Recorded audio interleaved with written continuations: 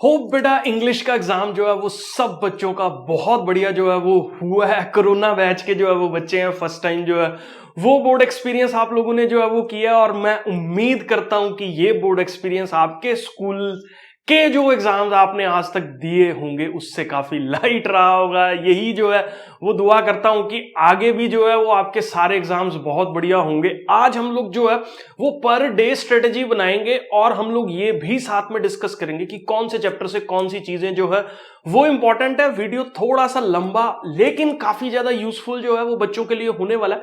पूरा time table जो है वो मैं बना के दूंगा, कौन से डे को जो है वो आपको क्या करना है, प्लस साथ में जो है वो कौन से चैप्टर से कौन कौन सी चीजों पे ज्यादा फोकस करना है, क्या आपकी स्ट्रेटजी जो है वो होनी चाहिए, सब कुछ इस पर्टिकुलर वीडियो के अंदर जो है वो मैं डिस्कस करने वाला हूं। सबसे पहले बेटा जी, आज अगर मैं बात करूं तो 24 फेब को अगर आप ये वीडियो देख रहे हैं तो हमारे पास जो है वो 3.5 दिन के आसपास का टाइम जो है वो बोर्ड एग्जाम केमिस्ट्री के लिए जो है वो प्रेजेंट है अभी, ठीक है।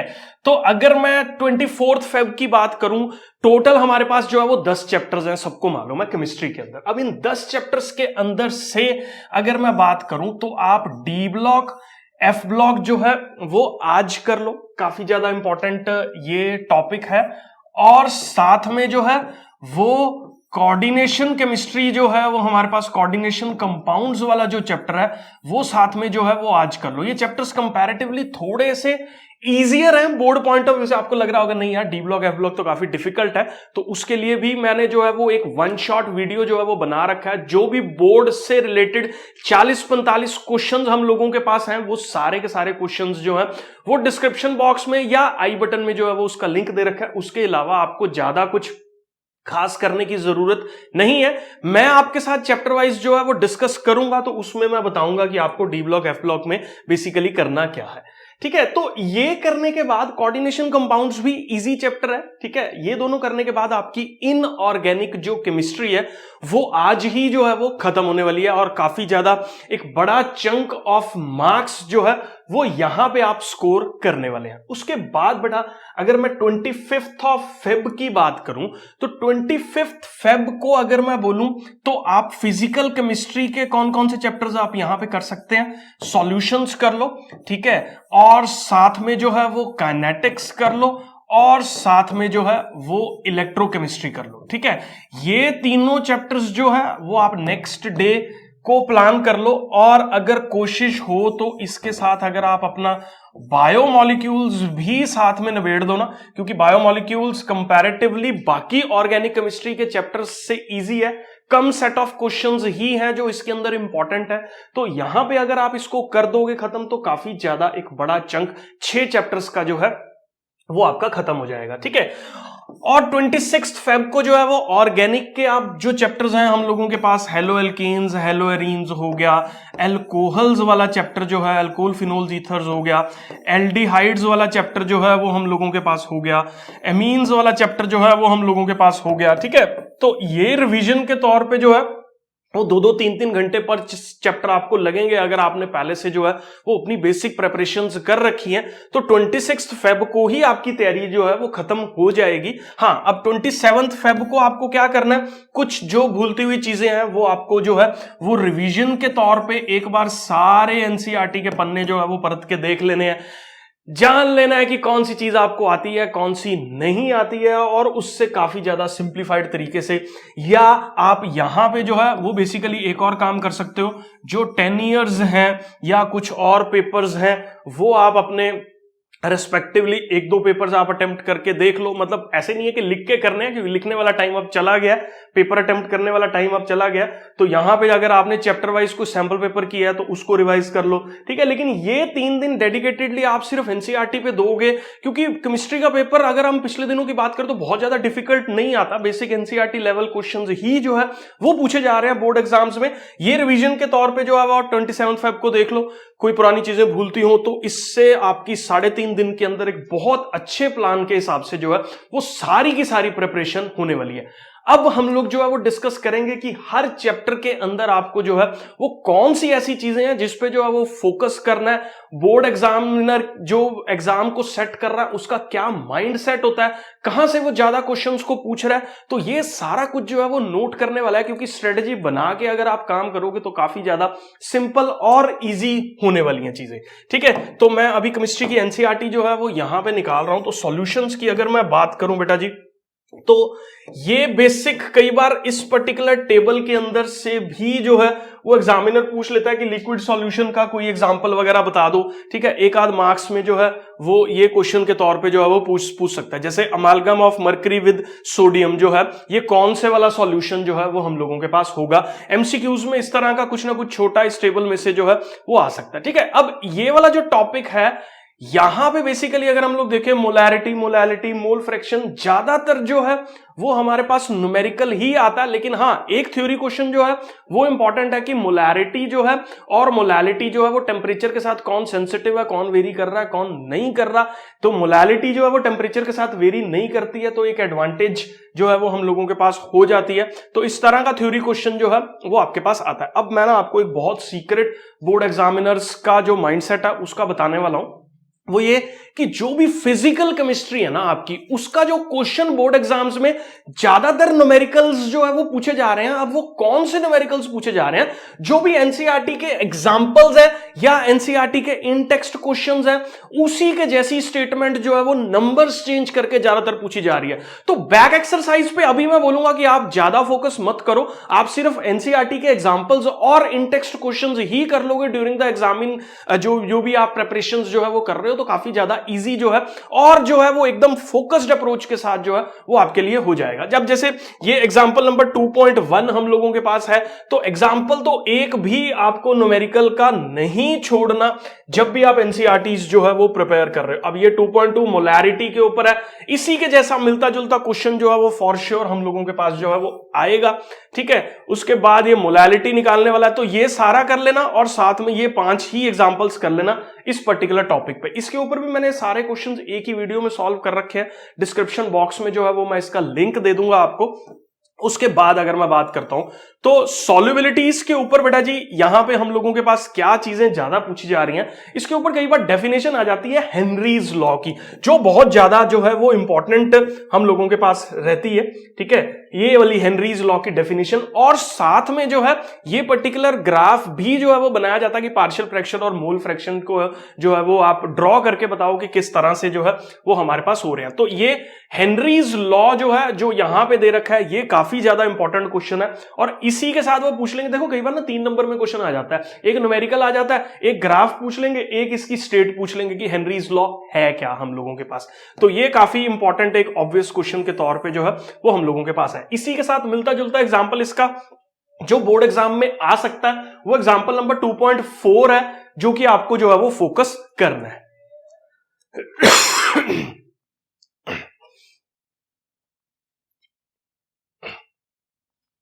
अब इन एग्जाम्पल्स के अलावा अगर मैं थ्योरी क्वेश्चंस की बात करूं ना, तो एक यहां पे ना स्कूबा डाइवर्स की कंडीशन दे रखी है, कंडीशन ऑफ बेंड्स की। जब वो अंडर वाटर जा रहा है तो एकदम से रिलीज कर रहा है, तो सॉल्युबिलिटीज ऑफ द गैस से जो है वो कैसे चीजें वेरी कर रही हैं और कैसे उसकी जो है वो पेनफुल डेथ हो सकती है, या ये बेंड्स जो है वो यहां पे जो लिखा हुआ है, मैं यहां पे जो है वो इसको हाईलाइट कर देता हूं कि ये बेंड्स जो है वो हम लोगों के पास क्या रहता है। ये एक काफी ज्यादा इंपॉर्टेंट कॉन्सेप्ट है जो कि मतलब आपको ध्यान देना है। ठीक है, इस पर्टिकुलर चैप्टर में।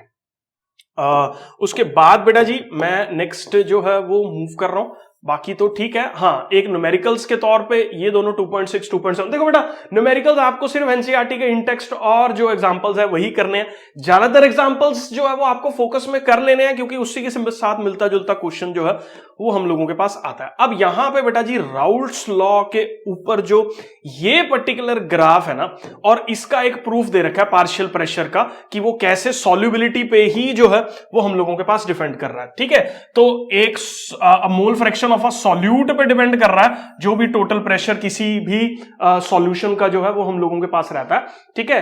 तो ये राउल्ट्स लॉ हम लोगों के पास क्या है, उसका ग्राफ यहां पे जो है वो कैसे बन रहा है, ठीक है। तो इसके ऊपर जो है वो आपको फोकस कर लेना है, ये काफी ज्यादा इंपॉर्टेंट कॉन्सेप्ट के तौर पे जो है वो होगा। ये न्यूमेरिकल काफी ज्यादा इंपॉर्टेंट है, इन टेक्स्ट के तौर पे जो है वो आपको इसको जो है वो फोकस में लेके चलना है, ठीक है। उसके बाद इन सब चीजों को आप अभी के लिए पेपर पॉइंट ऑफ व्यू से इग्नोर करके चल सकते हैं। हाँ, ये जहां पे भी ये आ गया पार्शियल प्रेशर का, ठीक है, तो ये जो है वो आप देख लेना ग्राफ इसका। हाँ, अब ये एक क्वेश्चन जो बोर्ड के अंदर काफी ज्यादा बार पूछा गया है कि आइडियल सॉल्यूशंस जो है वो हम लोगों के पास कौन से होते हैं, उन सॉल्यूशंस की कैरेक्टरिस्टिक्स जो है वो हम लोगों के पास क्या रहती हैं, और कुछ ऐसे एग्जांपल्स बताओ या कुछ ऐसी कंडीशंस बताओ जहां पे कोई भी सॉल्यूशन जो है वो एक आइडियल नेचर जो है वो शो कर रहा है। तो ये 1 मार्कर के तौर पे किसी भी पेपर के अंदर जो है वो कहीं पे भी सॉल्यूशंस के साथ जो है वो हो रहा है, तो आपको सारा देख लेना आइडियल सॉल्यूशन की इंटरेक्शंस जो आपस में मॉलिक्यूल की खुद मॉलिक्यूल के साथ या किसी दूसरे मॉलिक्यूल्स के साथ कैसे वेरी कर रही हैं, ये आपको जो है वो फोकस में लेके चल रहा है। उसके बाद बेटा नॉन आइडियल सॉल्यूशंस के अंदर ना यहां पे सबसे ज्यादा इंपॉर्टेंट चीज जो आपको जाननी है वो एक पॉजिटिव डेविएशन और नेगेटिव डेविएशन राउल्ट्स लॉ की हम लोगों के पास क्या है, उनके ग्राफ्स जो है वो कैसे बन रहे हैं, और कौन से सॉल्यूशंस जो हैं वो राउल्ट्स लॉ से पॉजिटिव डेविएशन को शो कर रहे हैं। और मैं जो चीजें बोल रहा हूं उनको नोट करते रहो ध्यान से। पॉजिटिव नेगेटिव डेविएशन होता क्या है, ग्राफ जो है वो कैसे बनता है, क्या कंडीशंस होती हैं, मतलब एंथैल्पी ज्यादा होती है, जीरो से कम होती है, वॉल्यूम ज्यादा होता है, जीरो से कम होता है सॉल्यूशन का, और कौन कौन से उसके एग्जांपल्स हैं, ये काफी ज्यादा एक फोकस में लेके जो है वो आपको चलना है। तो काफी इजी हो जाएंगी चीजें आपके लिए सॉल्व करनी। हाँ, उसके बाद ये क्वेश्चन मैं इस बार प्रिडिक्ट कर रहा हूं कि ये क्वेश्चन जो है वो काफी ज्यादा इसके प्रोबेबिलिटी है।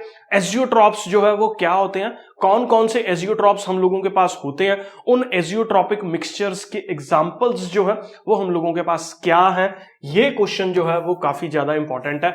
और यहां पे ये तो even competitive point of view से बहुत बार जो है वो आया हुआ है कि ये 68% नाइट्रिक एसिड और 32% वाटर जो है वो एक एजियोट्रॉपिक मिक्सचर है, जिसका बॉइलिंग पॉइंट जो है वो एक सर्टेन फिक्स्ड बॉइलिंग पॉइंट है विच इज 393.5 केल्विन जो है वो हम लोगों के पास होगा, ठीक है। उसके बाद बेटा जी हम लोग आगे बढ़ते हैं। अब हम लोग आ गए कॉलिगेटिव प्रॉपर्टीज पे। कॉलिगेटिव प्रॉपर्टीज पे जो मैंने ज्यादातर क्वेश्चन आता है वो कुछ ज्यादा थ्योरी कॉन्सेप्ट नहीं पूछते हैं, वो न्यूमेरिकल ही पूछते हैं। और न्यूमेरिकल भी इवन मैं बताऊं आपको तो वो कौन सा न्यूमेरिकल पूछने के चांसेस जो है वो यहां पे हैं। जैसे एग्जांपल नंबर 2.6 है, अगर वो relative lowering in vapour pressure के ऊपर कॉन्सेप्ट पूछ रहा है तो वो ये पूछेगा, ठीक है। एलिवेशन इन बॉइलिंग पॉइंट का, हाँ, ये ग्राफ बहुत इंपॉर्टेंट है, ये आपको जो है वो फोकस में लेके चलना है। और साथ ही इसका जो न्यूमेरिकल है, रिस्पेक्टिव न्यूमेरिकल जो है वो आपको कर लेना है। तो इससे जो है मतलब ये न्यूमेरिकल, इन दोनों में से एक न्यूमेरिकल आने के पूरे चांसेस हैं। मैं आपको एक चीज बहुत श्योरली बता दूं कि या तो rise in elevation in boiling point या डिप्रेशन इन फ्रीजिंग पॉइंट के ऊपर जो मोलैलिटी निकाल के आपको डाटा यूज करके जो है वो न्यूमेरिकल करना होता है, ये काफी इंपॉर्टेंट है। और इसके लिए बैक एक्सरसाइज करने की जरूरत नहीं है, examples are more than sufficient जो यहां पे दे रखे हैं, ठीक है। तो डिप्रेशन का ग्राफ यहां पे फोकस कर लेना, फॉर्मूला पे फोकस कर लेना। और आपको जो दूसरी चीज, कई बार अगर क्वेश्चन पेपर में एक डिफिकल्ट क्वेश्चन के तौर पे जो है वो उसको पूछना है, वैसे आता नहीं है ज्यादा बोर्ड्स में, वो पूछ लेगा केएफ और केबी का रेशो क्या है। और केएफ और केबी के रेशो में अगर आपको मैं एक बहुत ही बढ़िया चीज बताऊं ना, तो आप इसमें देखो बहुत सारी चीजें यहां पे कट रही हैं, ठीक है। अगर इसका आप रेशो ले लो तो ये आर से आर कट रहा है, M1 से M1 कट रहा है, 1000 से 1000 कट रहा है, ठीक है। तो ये रेशो जो है वो हम लोगों के पास किसके बराबर है, हीट ऑफ, ये हो गया डेल्टा एच, ये वेपराइजेशन का, डिवाइडेड बाय डेल्टा एच जो है वो हम लोगों के पास फ्यूजन का, इनटू में हम लोगों के पास ये ऊपर टीएफ का स्क्वायर है डिवाइडेड बाय टीबी का स्क्वायर है, ठीक है। तो कई बार पेपर में ये पूछ लेता है और हम लोगों को कंफ्यूजन हो जाता है कि यार क्या न्यूमेरिकल जो है ये आ गया। तो केएफ और केबी की जो रेशो है वो ये रहती है, ये सारी वैल्यूज आपको दे रखी होंगी और आपको केएफ केबी की रेशो डिटरमाइन करनी होगी। यही फॉर्मूला जो है वो इस्तेमाल होगा, तो ये फॉर्मूला जो है वो आपको लर्न कर लेना। मैं ज्यूम करके चल रहा हूं, ये क्लियर है। और इस चैप्टर में जो है, हाँ, ये एग्जांपल तो आ गया डिप्रेशन इन फ्रीजिंग पॉइंट के ऊपर और बॉइलिंग पॉइंट के ऊपर, जो भी यहां पे न्यूमेरिकल्स गिवन है बस वही कर लो, मोर देन सफिशिएंट है। अब यहां पे ना ये जो ओस्मोसिस वाला कॉन्सेप्ट है ना, हाँ ये फॉर्मूला तो है ही है, इसको मैं बार बार नहीं बोल रहा, लेकिन यहां पे ना एक बड़ी खास चीज लिख रखी है कि इस मेथड को जो है वो जनरली प्रेफर किया जाता है क्योंकि बाकी जो चीजें हैं वो टेम्परेचर सेंसिटिव रहती हैं। मैं ना यहां पे शायद इसमें दे रखा है कि this technique of osmotic pressure determines the molar mass of particularly useful for biomolecules. के लिए कौन सी कॉलिगेटिव प्रॉपर्टीज से जो है वो हम लोग मोलर मास कैलकुलेट करते हैं। कारण क्या है, क्योंकि अगर टेम्परेचर सेंसिटिव चीजें हैं तो हम लोग प्रेशर को ही जो है वो इस्तेमाल करके यूज कर रहे हैं। ठीक है, तो याद रखो बायोमोलिक्यूल्स का अगर मॉलिक्यूलर मास अपने को निकालना है, ये काफी ज्यादा इंपॉर्टेंट और बीच में लिखी हुई चीज है, तो आपको जो है वो बेसिकली कौन से वाला इस्तेमाल करना होगा, यही जो ऑस्मोटिक प्रेशर वाली कॉलिगेटिव प्रॉपर्टी है वही इस्तेमाल अपने पास यहां पे जो है वो करनी होगी। ठीक है, बाकी ये डेफिनेशंस देख लेना। हाँ, ये न्यूमेरिकल काफी इंपॉर्टेंट है, जो इसके ऊपर आपको जो है वो फोकस करके चलना है। हाँ, रिवर्स ऑस्मोसिस 1 नंबर के कॉन्सेप्ट में ये डायग्राम के साथ जो है वो पूछा जा सकता है कि यहां पे प्रेशर ज्यादा होगा कि कम होगा। एमसीक्यू बेस्ड जो है वो इस पर्टिकुलर के ऊपर चीजें आ सकती हैं। ठीक है, तो पोर्टेबल वाटर क्या होता है, ऐसा वाटर जो फिट फॉर ड्रिंकिंग है, जो कि रिवर्स ऑस्मोसिस से जो है वो हम लोग क्रिएट कर रहे हैं। अब आ गया ये वेंट हॉफ फैक्टर के ऊपर ज्यादातर जो है वो आपको न्यूमेरिकल ही आएगा, और कौन सा न्यूमेरिकल आएगा, इसी के साथ मिलता जुलता न्यूमेरिकल आएगा। देखो इसमें दो ही चीजें हैं। वेंट ऑफ फैक्टर के अगर न्यूमेरिकल्स का आप सीक्रेट देखो ना, तो वेंट ऑफ फैक्टर के न्यूमेरिकल्स में 2 तरह के न्यूमेरिकल्स हैं। एक जहां पे कोई भी मॉलिक्यूल जो है वो कंबाइन करके जो है वो डाइमर्स का फॉर्मेशन कर रहा है, मतलब 2 मॉलिक्यूल्स जुड़ रहे हैं, या हम लोगों के पास जो है वो ब्रेक होके जिसको बोलते हैं छोटे छोटे, जैसे NaCl है तो वो Na पॉजिटिव और Cl नेगेटिव में ब्रेक हो रहा है। ठीक है, तो 2 चीजें हैं, या तो मॉलिक्यूल टूट रहा है या मॉलिक्यूल जो है वो डाइमर्स को फॉर्म कर रहा है। तो इनके ऊपर जो है वो कॉन्सेप्ट के ऊपर ये पर्टिकुलर न्यूमेरिकल्स जो है वो काफी ज्यादा इंपॉर्टेंट है। बार बार मैं एनसीईआरटी पे फोकस करके चल रहा हूं क्योंकि फिजिकल केमिस्ट्री मोर देन सफिशिएंट है। अगर आपने एनसीईआरटी के सिर्फ एग्जांपल्स भी कर रखे हैं ना, पेपर में बोर्ड के अंदर न्यूमेरिकल पक्का हिट होगा। कैलकुलेशन की बेवकूफी करके आओगे तो उसमें मैं कुछ नहीं कर सकता, लेकिन क्वेश्चन इसी के साथ जो है वो मिलता जुलता रहने वाला। तो ये दोनों क्वेश्चन इंपॉर्टेंट थे। बैक एक्सरसाइज अभी मैं बोलूंगा कि आप इसको फोकस में लेके मत चलो। ठीक है, कोई इतना ज्यादा जरूरत नहीं है, क्योंकि एक तो काफी ज्यादा लंबी है और दूसरा इसको पूरा सॉल्व करना अभी हमारे पास जो है वो टाइम नहीं है। ठीक है, अब मैं इलेक्ट्रोकेमिस्ट्री की बात करता हूं। देखो इलेक्ट्रोकेमिस्ट्री के अंदर ना जो थ्योरी कॉन्सेप्ट के ऊपर जो क्वेश्चंस पूछे जाने हैं ना, वो पूछे जाएंगे आपके पास सेल्स के ऊपर। ठीक है, ड्राई सेल क्या है, हम लोगों के पास जो है वो सेकेंडरी प्राइमरी बैटरीज कौन सी होती हैं, निकल कैडमियम सेल क्या है, फ्यूल सेल क्या है, इनकी केमिकल रिएक्शंस आपको करनी है। और जो कोरोजन के ऊपर जो है वो कोरोजन की केमिकल रिएक्शंस क्या होती हैं, आयरन जो है वो कैसे कोरोड करता है, उसके मैकेनिज्म के ऊपर ज्यादातर थ्योरी क्वेश्चंस जो है वो आएंगे। दूसरा, अगर थ्योरी क्वेश्चंस की बात करूं तो कोलराश लॉ जो है वो काफी इंपॉर्टेंट है, और एक डाइल्यूट और जो एक हमारे पास स्ट्रॉन्ग इलेक्ट्रोलाइट के लिए उनके ग्राफ से एक स्ट्रेट लाइन बन रहा है, एक ऐसे बन रहा है, इसके ऊपर जो है वो आपके साथ एक्सप्लेनेशन के तौर पे जो है वो पूछा जा सकता है। फैराडे लॉ के कॉन्सेप्ट जो है वो आपसे पूछे जा सकते हैं। तो ये 3-4 ही कैटेगरीज के थ्योरी क्वेश्चन जो है वो आपको बन रहे हैं। कौन कौन से बोले मैंने, एक तो सेल्स बैटरीज के ऊपर, कोरोजन के ऊपर बन रहा है, कोलराश लॉ यार मैं अज्यूम करके चल रहा हूं इस बार भी बोर्ड्स के अंदर आएगा, काफी ढीठ क्वेश्चन है, उसका ग्राफ जो है वो काफी इंपॉर्टेंट है, स्ट्रेट लाइन और जो इस तरह से कर्वी वाला ग्राफ जो है वो डाइल्यूशन के ऊपर जो है वो उसका बन रहा है। तीसरा, फैराडे लॉ के ऊपर जो है वो उसका पूछ सकता है कि स्टेट कर दो इसका लॉ। बाकी ज्यादातर थ्योरी क्वेश्चन नहीं आएंगे, बाकी अपने पास जो नर्स्ट इक्वेशन है उसके ऊपर जो है वो अपने पास न्यूमेरिकल्स आएंगे। ठीक है, और बाकी जो भी इसके ऊपर कॉन्सेप्ट्स बनते हैं, जैसे हमारे पास कंडक्टिविटीज के ऊपर है, या जो भी हमारे पास यहां पे बन रही है रेसिस्टिविटीज के ऊपर है, तो वो हम लोगों के पास कंडक्टेंस निकालना, उसके ऊपर जो है वो ज्यादातर न्यूमेरिकल्स ही जो है वो पूछे जाएंगे इलेक्ट्रोकेमिस्ट्री के अंदर। ठीक है, तो आगे मैं बढ़ रहा हूं बेटा जी। यहां पे अगर बात करूं आपसे तो अब यहां पे आपको कौन कौन से न्यूमेरिकल्स करने हैं। एक तो नर्स्ट इक्वेशन के ऊपर जो कंबाइंड हमारे पास वो निकालना आता है, वो एक काफी ज्यादा इंपॉर्टेंट क्वेश्चन के तौर पे है।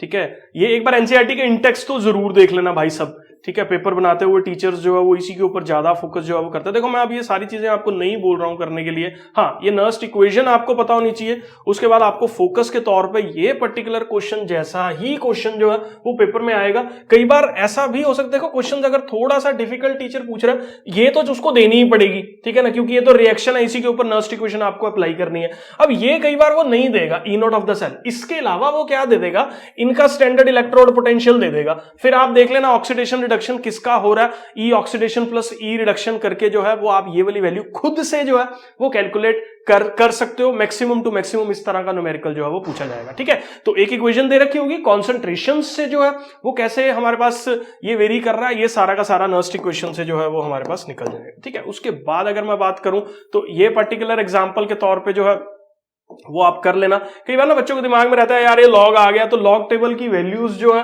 वो पेपर के अंदर ही हम लोगों के पास दी होंगी, तो इसलिए इतनी ज्यादा टेंशन नहीं लेनी है आपको। ये एग्जांपल नंबर 3.2 भी इंपॉर्टेंट है, ये 3.3 भी एग्जांपल, देखो बस ये यही फोकस करने हैं आपको न्यूमेरिकल्स के लिए, बस ये सिर्फ ये, बाकी थ्योरी व्योरी पढ़ने की जरूरत नहीं है, इसमें ज्यादा थ्योरी नहीं पूछी जाएगी, ज्यादातर न्यूमेरिकल्स ही जो है वो अपने पास पूछे जाते हैं। ये वाले सारे करके देख लेना। उसके बाद ये कंडक्टेंस के ऊपर ज्यादा कॉन्सेप्ट नहीं है, ठीक है, बस इसके ऊपर भी जो है वो अपने पास न्यूमेरिकल्स ही आने वाले हैं। और मैंने कई बार देखा है जो बोर्ड्स के अंदर जो हमारे पास न्यूमेरिकल्स इसके ऊपर आते हैं ना, वो इसी के साथ मिलते जुलते या एग्जैक्टली सेम भी स्टेटमेंट्स के साथ ये जो है वो पूछे जाएंगे। ठीक है, वो 0.2 कर देंगे, NaCl सॉल्यूशन कर देंगे, यहाँ पे जो है वो कोई और सॉल्यूशन कर देंगे, थोड़ा बहुत चेंज करेंगे यार, ये कॉन्सेप्ट यही जो है वो इसके अंदर आपको मोलर कंडक्टिविटी निकालनी है, कॉन्सेंट्रेशन निकालनी है, सेल कांस्टेंट निकालना है, वो सबका सब जो है वो यही दो न्यूमेरिकल्स है बस इसके अंदर गिवन है। ये दो कर लोगे तो और इनको कॉन्सेप्चुअली अच्छे से अंडरस्टैंड कर लोगे तो मेरे को लगता है काफी ज्यादा इजी हो जाएगा। बाकी अगर आपको इसी कॉन्सेप्ट के ऊपर और न्यूमेरिकल्स प्रैक्टिस करने होंगे तो बैक एक्सरसाइज में एक दो क्वेश्चंस देख लेना। बाकी हाँ, आपको फंडा आता है अगर तो क्वेश्चन इसी के जैसा आएगा, ये मेरी गारंटी है। ठीक है ना। अब थ्योरी के अंदर अगर मैं बात करूं और इसमें कुछ नहीं करना, हाँ ये थ्योरी के अंदर काफी ज्यादा इंपॉर्टेंट है। ये वाला जो कर्व बन रहा है हमारे पास कोलराश लॉ के अंदर, ये जो मोलर कंडक्टिविटीज का और हम लोगों के पास कॉन्सेंट्रेशंस जो है वो कैसे वेरी कर रही हैं, ठीक है, स्ट्रॉन्ग इलेक्ट्रोलाइट और वीक इलेक्ट्रोलाइट के लिए। ठीक है, तो इसके ऊपर जो है ये न्यूमेरिकल्स वगैरह दे रखे हैं।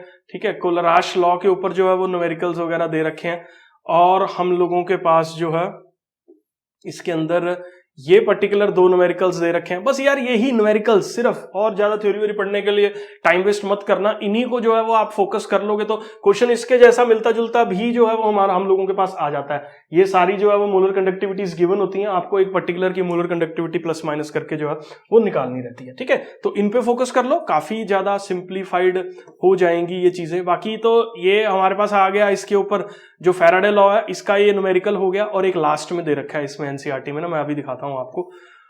उसके बाद ये प्रोडक्ट ऑफ इलेक्ट्रोलिसिस भी कई बार आपको जो है वो पूछ लेना है, इसके लिए आप एनसीईआरटी के ये इन-टेक्स्ट वाले क्वेश्चंस जो है वो साथ में कर लेना। अब ये आ गए हमारे पास ये प्राइमरी बैटरीज। प्राइमरी बैटरीज के अंदर देखो हर एक बैटरी के अंदर क्या एनोड पे क्या रिएक्शन हो रही है, कैथोड पे क्या रिएक्शन हो रही है, ओवरऑल रिएक्शन क्या, टीचर यही चेक करेगा। बाकी आलतू फालतू जो थ्योरीज है इस पर्टिकुलर के अंदर ही हम लोगों के पास ज्यादा है कि कौन एनोड एक्ट कर रहा है, उसके अंदर भरा क्या हुआ है हम लोगों ने, कहां पे जो है वो कौन सी रिएक्शन टेक प्लेस कर रही है, ये आपको जो है वो पता रहना चाहिए। ठीक है, उसके बाद ये बटन सेल के ऊपर भी यही सेम चीज, उसके बाद सेकेंडरी बैटरीज के ऊपर भी जो है ये सेम चीज। हाँ, चार्जिंग से ये रिवर्स हो जाती है रिएक्शन, ये आपको जो है वो पता रहना चाहिए। ठीक है, उसके बाद ये निकल कैडमियम सेल की ओवरऑल रिएक्शन ही दे रखी है, बाकी जो है वो हमारे पास नहीं यहाँ पे गिवन है। फ्यूल सेल के अंदर जो है इसका फायदा क्या है, क्योंकि इसका जो आउटकम है एस्ट्रोनॉट्स वगैरह इसको इस्तेमाल करते हैं, तो वाटर का फॉर्मेशन जो है ये हम लोगों के पास कर देता है। ठीक है, कोरोजन की मैंने आपको बता दी। तो ये सारे थ्योरी क्वेश्चंस हैं, इनमें से देखो आना ही आना है एक पर्टिकुलर क्वेश्चन जो है वो आपके पास, ये क्वेश्चंस कर लेना 15 बस। बाकी मैं आपको बता देता हूं बैक एक्सरसाइज के अंदर अगर तो नर्स्ट इक्वेशन के ऊपर न्यूमेरिकल्स प्रैक्टिस करने होंगे तो ये एग्जांपल नंबर 3.5 देख लेना, इससे आपका काफी ज्यादा इजी हो जाएगा। मोलर कंडक्टिविटीज के ऊपर भी एक दो न्यूमेरिकल्स इसमें दे रखे हैं। बाकी हाँ, ये पर्टिकुलर क्वेश्चन जो है ना ये काफी इंपॉर्टेंट है बोर्ड प्रोस्पेक्टिव से अगर मैं बताऊं तो, ये कितनी इलेक्ट्रिसिटी चाहिए और ये दो क्वेश्चंस। ठीक है, ये दो क्वेश्चंस के ऊपर जो है वो काफी बार जो है वो पूछे गए हैं, तो ये जो है वो हो जाएगा इसमें। और इसके अंदर ना प्रोडक्ट ऑफ इलेक्ट्रोलिसिस का ना ये वाला जो क्वेश्चन है बेटा, ये मैं आपको बता रहा हूं, ये थ्योरी पॉइंट ऑफ व्यू से ही प्रोडक्ट ऑफ इलेक्ट्रोलिसिस पीछे जो है वो दे रखा था। ये क्वेश्चन काफी ज्यादा इंपॉर्टेंट क्वेश्चन है, बोर्ड के अंदर आएगा भी तो ये 3 नंबर में आ जाएगा, या 1 नंबर में जो है वो पूछ लेंगे कि इन दोनों का प्रोडक्ट ऑफ इलेक्ट्रोलिसिस जो है वो क्या है। काफी इंपॉर्टेंट क्वेश्चन है। इसके अंदर बैक एक्सरसाइज में वैसे ही कम क्वेश्चंस दे रखे हैं, अगर आप 100% सटीक जो है वो हिट करना चाह रहे हैं तो कर लेना एक बार इनको। ठीक है, नहीं तो ये जो मैंने सर्टेन मार्क किए हैं कि जो भी आपको अभी बताए हैं वो सारे फोकस कर लेना। ठीक है, अपनी रिवीजन के अंदर। उसके बाद बेटा जी बात करते हैं केमिकल काइनेटिक्स पे। मोस्ट स्कोरिंग टॉपिक जो है वो हम लोगों के पास ये है। अब इसके अंदर जो है ना ज्यादातर क्या पूछा जा रहा है, देखो इसके अंदर भी ज्यादातर न्यूमेरिकल्स ही जो है वो आपके पास आएंगे। और न्यूमेरिकल्स के लिए यहाँ पे भी देखो मैं सेम स्ट्रेटेजी जो है वो बोल रहा हूँ, एग्जांपल्स कर लो, थ्योरी व्योरी ज्यादा करने की जरूरत नहीं है इसमें। थ्योरी के अंदर आपको देखो ये ऑर्डर और मॉलिक्यूलैरिटी के ऊपर जो है वो कुछ कुछ कॉन्सेप्ट्स आपको पता होने चाहिए कि कौन सी रिएक्शन के अंदर ऑर्डर निकालते हैं और कौन सी के अंदर मॉलिक्यूलैरिटी निकालते हैं। थ्योरी के अंदर ना एक ये टाइप जो है वो काफी इंपॉर्टेंट है। वो कई बार पूछ लेगा कि इसका रेट जो है, ये पर्टिकुलर रिएक्शन है, इसका रेट जो है वो लिख के दिखाओ, ठीक है। तो कैसे लिखना है, रिएक्टेंट्स के साथ नेगेटिव लगना है, इसका कोएफिशिएंट जो है वो नीचे आ जाएगा, ठीक है। तो इस तरीके से एक पर्टिकुलर रिएक्शन का रेट लिखा जाता है। ये फंडा जो है वो आपको पता रहना चाहिए, ठीक है। बाकी इसके ऊपर डिटेल वीडियोज मैंने ऑलरेडी जो है वो बना रखी है, देखनी होंगी देख लेना, नहीं तो अगर नहीं आता होगा तो देख ही लेना, ठीक है। तो ये 4.2 एग्जाम्पल काफी इंपॉर्टेंट है इसके अंदर। और उसके बाद अगर मैं बात करूं ना तो इसके ऊपर बड़े सारे क्वेश्चन आ रहे हैं, मैं बता रहा हूं कौन कौन से। ये क्वेश्चन, इस तरह का क्वेश्चन, ठीक है, ये एक नंबर में पूछ लेगा कि भैया इसका रेट ऑफ रिएक्शन जो है वो क्या है, सिंपली इसको ऐड करना है या जो है वो यहाँ पे ऐड करना है, मतलब यहाँ पे सबट्रैक्ट जो है ये हो जाएगा। तो ये काफी इंपॉर्टेंट क्वेश्चंस के अंदर जो है वो आता ही आता है, एक क्वेश्चन की ऑर्डर जो है वो इस पर्टिकुलर रिएक्शन का हम लोगों के पास निकालो, ठीक है। उसके बाद बेटा जी ये ग्राफ, ये काफी इंपॉर्टेंट है जानना कि जीरो ऑर्डर रिएक्शन के अंदर जो यूनिट्स है रेट कांस्टेंट की, वो हम लोगों के पास क्या होती हैं, फर्स्ट ऑर्डर के अंदर क्या होती हैं, सेकंड ऑर्डर के अंदर क्या होती हैं। कई बार ना वो सिंपली यूनिट जो है वो दे देता है, जैसे यहाँ पे देखो इसने सिंपली यूनिट दे दी ये वाली, तो ये पूछ लिया कि भैया ये आप आइडेंटिफाई करो कि कौन सा ऑर्डर रिएक्शन है। अब ये कौन सा ऑर्डर रिएक्शन के साथ ये मिल रहा है, तो आप ये देख लो सेकंड ऑर्डर के साथ मिल रहा है, या ये जो है वो फर्स्ट ऑर्डर के साथ मिल रहा है। तो इस तरह का क्वेश्चन जो है आएगा, देखो कॉन्सेप्चुअली कम एक आध क्वेश्चन आ जाएगा, लेकिन ज्यादातर चांसेस इसके अंदर न्यूमेरिकल आने के ही जो है वो हम लोगों के पास हैं। तो ये इस तरह के फंडे आपको जो है वो यहाँ पे फोकस करके जो है वो चल रहे हैं, ठीक है। उसके बाद ये सब जो है वो अभी के लिए आप इग्नोर कर दो। हाँ, ये दोनों क्वेश्चंस जो है वो कर लेना, इंटीग्रेटेड रेट इक्वेशंस का प्रूफ कर लेना, और साथ में जो है वो इनके ग्राफ्स वगैरह जो है वो कर लेना। बाकी वैसे ज्यादा चांसेस नहीं रहते हैं इनके आने के, पर ये ग्राफ पूछे जा सकते हैं कि इसको ड्रॉ करो। हाँ, मेन क्वेश्चन तो भैया यही आना है 4.5 का, ये पर्टिकुलर लॉग वगैरह यूज करके जो है ये कॉन्सेंट्रेशंस दे रखी हैं, कैसे वेरी कर रही हैं फर्स्ट ऑर्डर रिएक्शन की, या ये प्रेशर वाली जो है वो कैसे वेरी करती हैं। ये दोनों क्वेश्चंस काफी इंपॉर्टेंट जो है वो इसके अंदर है। हाफ लाइफ के ऊपर भी न्यूमेरिकल जो है वो पूछा जा सकता है, 4.7 4.8 न्यूमेरिकल इसके अंदर जो है वो इंपॉर्टेंट है, ठीक है, इनको देख लेना। बाकी ये वाले इंटेक्स देखो, एनसीईआरटी के एग्जांपल इंटेक्स में बार बार बोल रहा हूं, इसके अंदर भी इस पर्टिकुलर के अंदर ना यार मैं ना आपको ये बता देता हूं, ये क्वेश्चन कई बार पेपर में आ रखा है। इसके अंदर जो थ्योरी क्वेश्चन पूछा जाता है उसके ऊपर मैं आपको जो है वो बता देता हूं। वो पूछेगा कि ये फैक्टर जो है इसके अंदर आर्हीनियस इक्वेशन के अंदर ये क्या चीज को रिप्रेजेंट कर रहा है, तो ये क्या रिप्रेजेंट कर रहा है, fraction of molecules that have kinetic energy greater than EA. मतलब ये वो बता रहा है कि किन मॉलिक्यूल्स की काइनेटिक एनर्जी जो है वो हम लोगों के पास एक्टिवेशन एनर्जी से ज्यादा है। बहुत इंपॉर्टेंट थ्योरी क्वेश्चन के तौर पे जो है ये पर्टिकुलर हम लोगों के पास होने वाला है, ठीक है। हाँ, इसके ऊपर आएगा न्यूमेरिकली हम लोगों के पास ज्यादातर, और न्यूमेरिकल्स आएंगे भी कौन से, मैं गारंटी से बोलता हूं ये दो क्वेश्चंस कर लो, इसके सारे न्यूमेरिकल्स जो है वो आप हिट कर दोगे, कुछ भी इशू जो है वो आपको नहीं होगा। तो 4.9 4.10 एग्जांपल्स आपने अगर कर रखे हैं तो मुझे नहीं लगता कोई भी ऐसा बोर्ड्स का जो है वो क्वेश्चन है, क्योंकि देखो एक K1 दे देगा, टेम्परेचर दे देगा, K2 दे देगा, टेम्परेचर दे देगा, ये एक्टिवेशन एनर्जी निकालनी होगी, या एक्टिवेशन एनर्जी जो है वो हम लोगों के पास गिवन होगी, किसी का रेट कांस्टेंट जो है वो निकालना होगा। तो क्योंकि इक्वेशन जो है वो 3-4 वेरिएबल्स या तो मैक्सिमम वही जो है वो पूछेगा, तो ये दो क्वेश्चंस के तौर पे जो है वो आप कर लेना। बाकी इसके अंदर आते कम ही है क्वेश्चंस कोलिजन थ्योरी वगैरह पे, बाकी फिर भी आपको देखने होंगे तो ये देख लेना, एक बार इसको नजर मार लेना। बैक एक्सरसाइज के अंदर अगर मैं बात करूं तो आपको कोई बहुत ज्यादा उलझने की जरूरत नहीं है, क्योंकि अगर आपने एग्जांपल्स जो है वो कर रखे हैं तो इसकी बैक एक्सरसाइज के तो मोस्टली क्वेश्चंस आप हिट कर ही लोगे, ठीक है। तो ये ना लास्ट के 3-4 क्वेश्चन हैं, ये काफी एक हाई प्रोबेबिलिटी रहते हैं बोर्ड्स के अंदर। तो ये 3-4 क्वेश्चन जो है ना, ये 27 के बाद वाले जो है वो इसके अंदर एक बार आप लोग देख लेना, ठीक है, बोर्ड्स की प्रिपरेशन के अंदर ये वाले, 27 से 30 तक, ठीक है। तो इनके चांसेस काफी हैं क्योंकि इसमें कैलकुलेशंस वगैरह रहती हैं। देखो प्रोस्पेक्टिव वो नहीं है कि आप ये क्वेश्चंस कर लो आ जाएंगे, कवर एग्जाम्पल में भी है सारा का सारा फंडा, लेकिन ये है कि इन क्वेश्चन में क्योंकि कैलकुलेशंस वगैरह थोड़ी सी रहती है कि कहाँ पे 25% लेना है या कहाँ पे माइनस करके 75 वाले को पुट करना है, तो ये कई बार हम लोगों के पास जो है वो एक डाउट के तौर पे जो है वो क्रिएट हो जाता है। तो फिजिकल केमिस्ट्री के अंदर आपकी क्या एक अप्रोच थी वो मैंने जो है वो सारी की सारी आपको बता दी है। उसके बाद बेटा जी मैं मूव करता हूं। देखो सरफेस केमिस्ट्री बहुत सारे चैप्टर्स जो है वो इवन कट हो गए हैं अब तो, इस बार तो काफी इजी है, ठीक है पैटर्न, क्योंकि बोर्ड ने 50% सिलेबस तो खुद ही कट कर दिया हुआ है। 8, 16, 10 चैप्टर्स रह गए हैं सिर्फ, और 6 चैप्टर्स जो है वो बोर्ड्स कट कर चुका है, ठीक है। इवन ये पी ब्लॉक एलिमेंट जैसा नाइटमेयर भी जो है वो पता नहीं किस खुशी में बोर्ड्स ने जो है वो कट कर दिया, ठीक है। अब आगे बढ़ते हैं हम लोग इसके अंदर। डी ब्लॉक्स के अंदर ना मैं आपको एक चीज जो है वो बोलूंगा कि डी ब्लॉक्स के अंदर एक तो मेरे वाला वीडियो जो है वो मैंने डिस्क्रिप्शन बॉक्स में जिसका लिंक दे रखा है वो मोर देन सफिशिएंट है करना, बाकी उसके अलावा क्या करना है वो मैं आपको जो है ना वो बता रहा हूं। अब बेटा जी हम लोग बात करेंगे कि डी ब्लॉक्स के अंदर जो है वो आपको किस चीज पे फोकस करना है। मैंने बता दिया ऑलरेडी, एक वीडियो जो है वो हम लोगों ने बनाया हुआ है। एक ये एनसीईआरटी के इंटेक्स, देखो मैं बता रहा हूं एनसीईआरटी की थ्योरी पढ़ने की जरूरत ही नहीं है डी ब्लॉक्स की, ठीक है। मैं आपको बताता हूं क्या आप फोकस करो, आप एग्जांपल्स फोकस करो, आप इंटेक्स को फोकस करो, आप बैक एक्सरसाइज फोकस करो। एक भी क्वेश्चन जो है वो बाहर से नहीं आएगा। अगर आपको टाइम लगता है तो 2-1 घंटे का वीडियो जो है, 1-1.5 घंटे का वीडियो जो है वो मैंने बना रखा है जिसमें सारा कुछ जो है वो मोस्टली जो भी बोर्ड्स पॉइंट ऑफ व्यू से इंपॉर्टेंट है डी ब्लॉक्स का हमने जो है वो कवर कर रखा है। उसका लिंक जो है वो मैं दे दूंगा। अभी थ्योरी में उलझने की जरूरत नहीं है, सिर्फ और सिर्फ आप ये इस जैसे क्वेश्चंस पे जो है वो फोकस कर लो। 8.2 एग्जांपल, 8.2 एग्जांपल इन टेक्स्ट जो है वो कर लो। बाकी हाँ डी ब्लॉक्स में कौन सी चीज पक्का आनी है मैं बार बार हर एक पे नहीं बता रहा, ये कर लो ये कर लो, बोरिंग हो जाएगा काम जो है। अब इसके अलावा ना मैं फोकस करके बता रहा हूं। देखो 1-2 प्रेपरेशंस हैं हम लोगों के पास जो काफी इंपॉर्टेंट रहती हैं, और एक न्यूमेरिकल, एक ये डिस्प्रोपोर्शनेशन का क्वेश्चन मैं बोल रहा हूं, और ये वाला कॉपर पॉजिटिव जो है वो स्टेबल नहीं है एक्वस सॉल्यूशन के अंदर, ये कई बार आया हुआ है बोर्ड्स के अंदर। हाँ ये चीज अब हम लोग आ गए हैं जो चीज आपको बतानी है।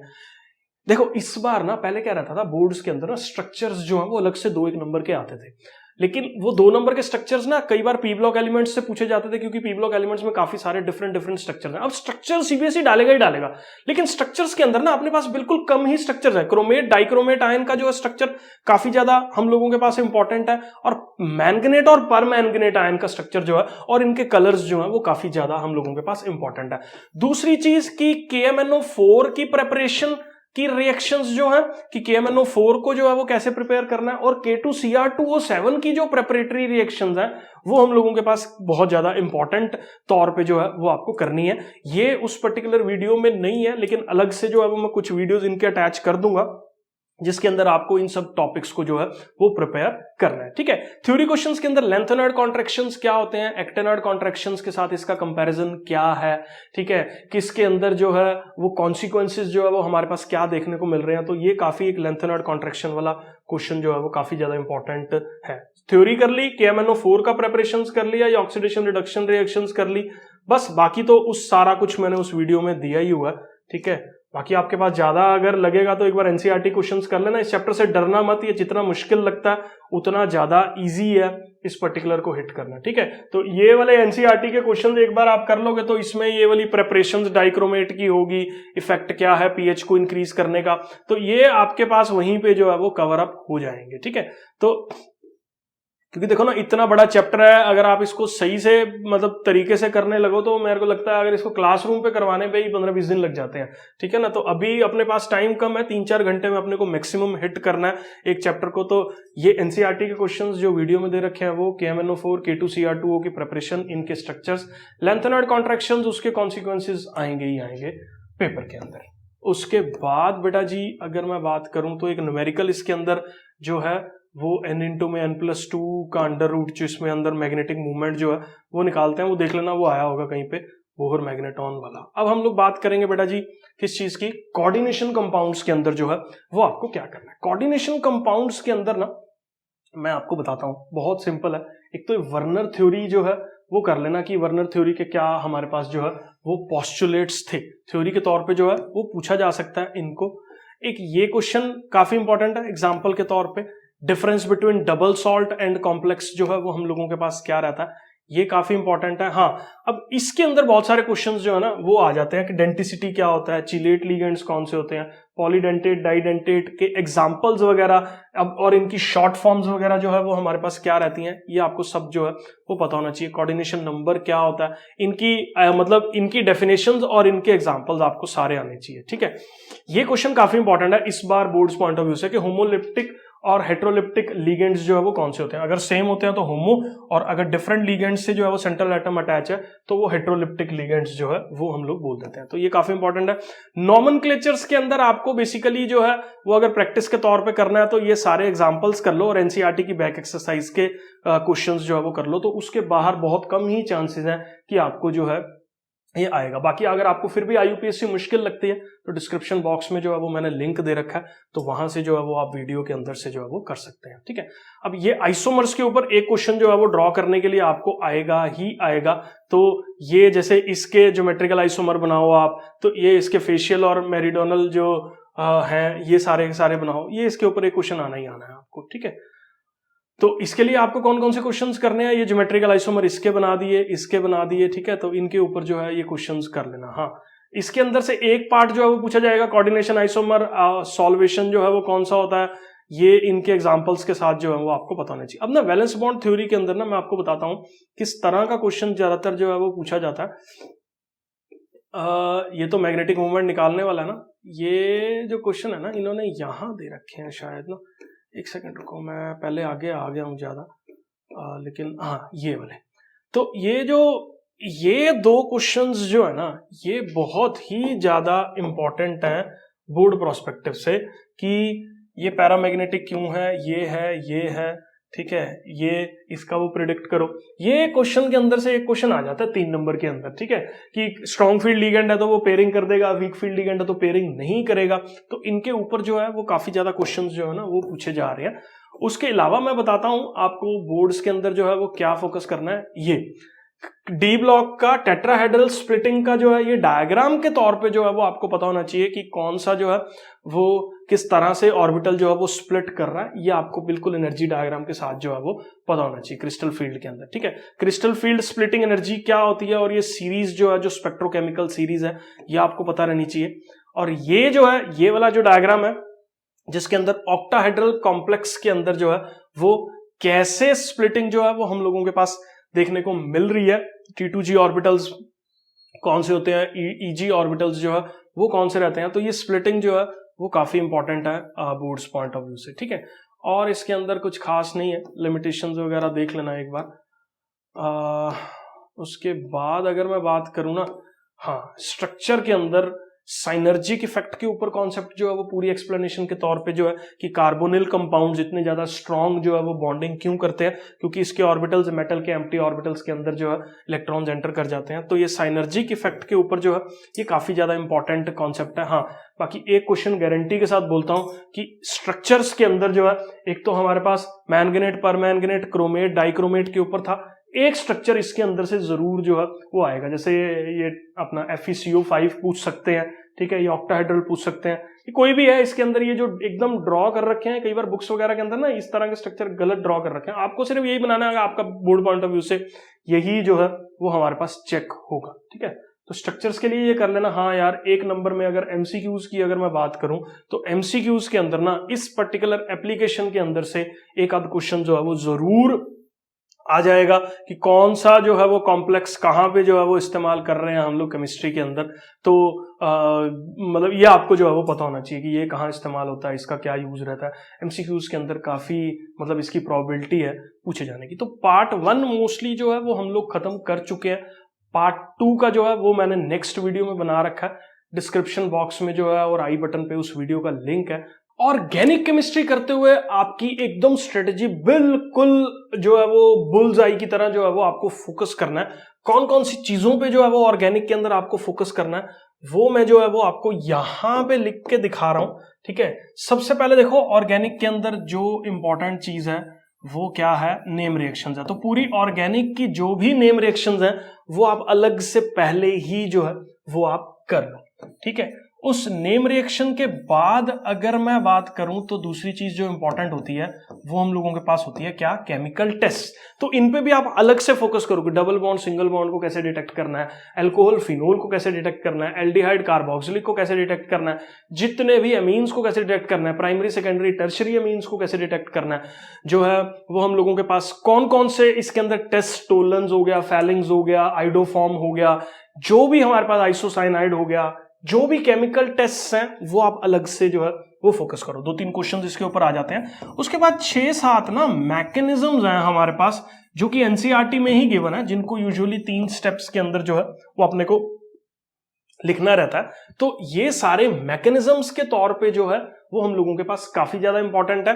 तो नेम रिएक्शंस होगी, केमिकल टेस्ट हो गए, मैकेनिज्म्स जो है वो हो गए, और उसके बाद बहुत सारे कॉन्सेप्चुअल और रीजनिंग वाले क्वेश्चंस जो हैं वो पूछे जा रहे हैं। जैसे ग्रिग्नार्ड्स रिएजेंट को वाटर वाले में क्यों स्टोर नहीं करना चाहिए, इस तरह के क्यों वाले क्वेश्चंस जो हैं वो काफी ज्यादातर एनसीईआरटी के ही पूछे जाते हैं। मैं तो सिर्फ एक अप्रोच बता रहा हूं आपको। उसके बाद आपको जो है वो ट्रेंड्स पे फोकस करना है। केमिकल ट्रेंड्स काफी ज्यादा इंपॉर्टेंट जो है वो हम लोगों के पास रोल प्ले करते हैं। ट्रेंड्स के अंदर जैसे एक मैं बता देता हूं, एक ट्रेंड आता ही आता है पेपर के अंदर, SN1 और SN2 के हिसाब से जो है वो चीजों को अरेंज करो, ठीक है, वो ट्रेंड काफी इंपॉर्टेंट है। उसके बाद एक ट्रेंड के ऊपर जो है वो हमारे पास एमीन्स की बेसिसिटीज जो है वो आप बताओ गैसोस मीडियम के अंदर या जो है वो एक्वस मीडियम के अंदर किस तरह से बेसिसिटी ऑफ द एमीन जो है वो हम लोगों के पास वेरी कर रही है। तो इस तरह के हमारे पास जितने भी ट्रेंड्स हैं वो सारे के सारे ट्रेंड्स जो है वो आपको फॉलो करने हैं। IUPAC जो है वो नेमिंग के तौर पे आपको करनी है, ठीक है। IUPAC के अंदर क्या फोकस करना है मैं अभी जो है वो आपको बता रहा हूं। एनसीईआरटी के अंदर ना हर एक के अंदर एक टेबल दे रखा है और बहुत सारे एनसीईआरटी के क्वेश्चंस दे रखे हैं। IUPAC आप अलग देखो, केमिस्ट्री ऑर्गेनिक ना आप ऐसे ही प्रिपेयर करना, step by step check points जो है वो आप निकाल लेना, उसके हिसाब से जो है वो प्रिपरेशन करोगे तो काफी सिंपल जो है वो हमारे पास चीजें हो जाती है, क्योंकि 20-25 नंबर की जो है वो टोटल आनी है, ठीक है। 25 नंबर में अगर मैं बात करूं 25 से 30 नंबर की मान लो अगर ये आ रही है ऑर्गेनिक केमिस्ट्री हम लोगों के पास, तो 2-3 क्वेश्चन IUPAC कन्वेंशन पे आएंगे, नेम रिएक्शंस 2-3 पूछी जाएंगी, 2-3 टेस्ट पूछे जाएंगे, मैकेनिज्म आएगा, ये क्वेश्चन आएंगे। तो इस तरह से ना काफी ज्यादा 15-20 नंबर तो ऐसे ही सिक्योर हो जाते हैं कि इस तरह की अगर मैं फोकस्ड अप्रोच जो है वो मैं लेके चलूं तो ये काफी ज्यादा इजी जो है वो आपके पास हो जाएगा। तो IUPAC कन्वेंशंस कर लो, conceptual question, name reaction, chemical test, mechanisms कर लिए, ट्रेंड्स कर लिए, तो एक बड़ा चंक जो है वो आपका खत्म हो जाता है इसके अंदर। आगे मैं बढ़ता हूं, अब कौन कौन सी चीजें जो है वो आपको फोकस में लेके चलनी है। अब देखो मैकेनिज्म्स के अंदर ना, सॉरी ये IUPAC कन्वेंशंस के अंदर हमारे पास ना इस तरह से एक टेबल बना हुआ है हर एक चैप्टर के अंदर। टेबल के अंदर एनसीईआरटी की बहुत बड़ी एक कोशिश है कि सारे के सारे कॉन्सेप्ट्स जो भी नेमिंग के अंदर इस्तेमाल होते हैं वो सारे के सारे इसमें कवर्ड रहते हैं, प्लस साथ ही हर चैप्टर के अंदर इस तरह के जो हमारे पास नेमिंग के फंडे जो है वो दे रखे होते हैं वो साथ में IUPAC कन्वेंशन के गिवन है। तो IUPAC को आप अलग से एक बार डेडिकेटेडली 2-3 घंटे लगा के जो है वो पूरा केमिस्ट्री के अंदर कर लो, ठीक है, बोर्ड्स के लिए, क्योंकि ये आनी ही आनी है। उसके बाद कॉन्सेप्चुअल क्वेश्चंस के अंदर किस तरह के कॉन्सेप्चुअल क्वेश्चंस हैं मैं आपको थोड़ा सा आइडिया दे देता हूं। जैसे इसको क्यों इस्तेमाल किया जाता है SOCl2 को, क्योंकि इसके दोनों प्रोडक्ट्स जो हैं वो गैसोस प्रोडक्ट्स हैं, ये प्रेफर क्यों की जाती है रिएक्शन। तो इस तरह के रीजनिंग बेस्ड क्वेश्चंस जो हैं वो आपको फोकस में जो है वो लेके चलने हैं, ठीक है। अब ये जो है वो एज ए टेस्ट के तौर पे इस्तेमाल होता है कि ब्रोमीन जो है वो डाल दिया हमने और ये जो है वो यहाँ पे अटैच हो गया, जिससे ये सिर्फ एल्कीन ही इस पर्टिकुलर को जो है वो देगा। यहाँ पे CCl4 यूज कर रहे हैं हम लोग, ब्रोमीन वाटर भी इस्तेमाल कर सकते हैं जिससे रेडिश ब्राउन कलर जो है वो इसका चला जाता है। तो एक डिटेक्ट करने के तौर पे जो है वो इस्तेमाल कर रहे हैं हम लोग डबल बॉन्ड्स को, ठीक है। तो ये इस तरह के केमिकल टेस्ट आप लोग फोकस कर लो। ये सारी की सारी जो यहाँ पे नेम रिएक्शंस दे रखी हैं, स्वार्ट्ज होगी, फिंकलस्टीन होगी, हैलोजन एक्सचेंज रिएक्शंस हैं, ठीक है, ये सारी, ये डाईएजोटाइजेशन होगी, सेंडमेयर होगी, ठीक है। उसके बाद ना एक कई बार पेपर के अंदर ना रिएक्शंस भी डायरेक्ट जो है वो आ जाती हैं, ठीक है। तो ये एनसीईआरटी के अंदर फिर मैं वही बोलूंगा यार, पूरी केमिस्ट्री में अगर आपने एक चीज फॉलो कर ररखी है ना, मैं एक चीज आपको सिंपल बता देता हूँ, 70 नंबर का पेपर है ना, पूरी केमिस्ट्री ऑर्गेनिक आपको अगर अच्छे से करनी है ना तो एग्जाम्पल और इनटेक्स्ट कर लोगे ना तो जो 25-30 नंबर के आने हैं ना, मैं बता रहा हूँ 15 नंबर आपके डायरेक्ट हिट होंगे फॉर श्योर, कोई नहीं रोक सकता उस चीज को, ठीक है। तो ये बिल्कुल भी मत छोड़ना आप, ये जो एनसीईआरटी के इनटेक्स्ट और ये वाले क्वेश्चन है, ठीक है। फिजिकल प्रॉपर्टीज के अंदर भी जो है ये वाले क्वेश्चंस आप लोग कर लेना, ठीक है। उसके बाद ये न्यूक्लियोफाइल्स के अंदर जैसे इस तरह का कॉन्सेप्चुअल क्वेश्चन के तौर पे ही आ गया, ठीक है, कि ये जो KCN के साथ जो है वो साइनाइड बनता है, AgCN के साथ जो है वो आइसोसाइनाइड बन रहा है, ऐसा क्यों हो रहा है। तो ये जितने भी क्यों वाई जहां पे आपको दिख रहे हैं वो एनसीईआरटी के ही क्वेश्चंस आप जो है वो फोकस कर लो। ये SN1 SN2 है, और यहां पे जो SN1 SN2 के अंदर आपको करना क्या है, एक तो ये ट्रेंड रट लो कि कौन सा सेकेंडरी प्राइमरी टर्शरी के साथ जो है वो फोकस कर रहा है, और ये इस तरह के जो क्वेश्चंस यहां पे दे रखे हैं एग्जांपल्स के तौर पे, ये क्वेश्चन पेपर में आना ही आना है, कोई भी नहीं रोक सकता SN1 और SN2 के अरेंजमेंट्स को, ठीक है। अब उसके बाद ये ऑप्टिकल आइसोमरिज्म जो है, इसके अंदर जो कुछ कुछ टर्म्स हैं जो काफी ज्यादा इंपॉर्टेंट हम लोगों के पास रहती हैं, कायरल ए कायरल जो है वो हम लोगों के पास क्या होते हैं मॉलिक्यूल्स, ठीक है। उसके बाद जो है वो एनेंशियोमर्स क्या है, ठीक है। तो ये इस तरह के रेसमिक मिक्सचर्स क्या है, ये डेफिनेशंस के तौर पे जो है वो डेक्स्ट्रोरोटेटरी लीवरोटेटरी हम लोगों के पास क्या रहता है, तो डेफिनेशन के तौर पे जो है वो इन पे आपको फोकस करना है। एग्जांपल सारे कर लेना, इससे फंडे क्लियर होते रहेंगे। बाकी तो इसके अंदर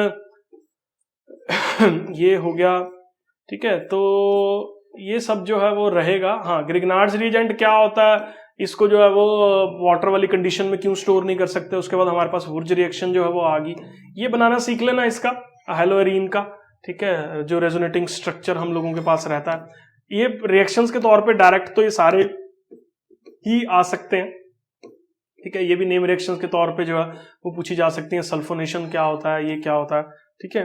तो इन टेक्स्ट आपको करने ही है सारे इसके, ये क्वेश्चंस कर लेना, काफी इंपॉर्टेंट है, ठीक है। तो उसके बाद ये तो कट ही है इस बार टॉपिक, और बोर्ड्स के अंदर बैक एक्सरसाइज पे आपको क्या फोकस करना है ये चीज मैं आपको बता देता हूँ, कौन कौन से क्वेश्चन इसके अंदर आपको बिल्कुल भी नहीं छोड़ने हैं। ये IUPAC वाले सारे कर लेना, ये क्वेश्चन कई बार बोर्ड्स के अंदर जो है ना वो आ रखा है, ठीक है।